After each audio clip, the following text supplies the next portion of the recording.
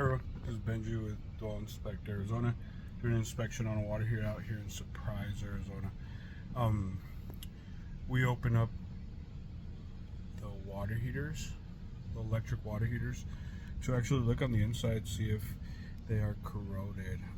I found one out here, 2006. It's pretty old, so kind of expected, but sometimes they just keep working. This one's actually not working. Check this out.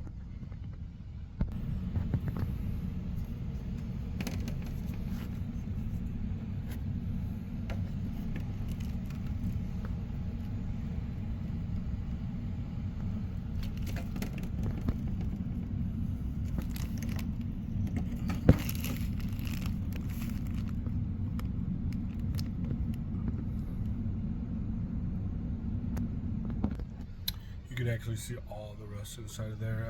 Another indication is rust colored water. Whenever I turn on the water, hot water in the bathrooms, you got a rust color coming out. So don't forget your home inspection.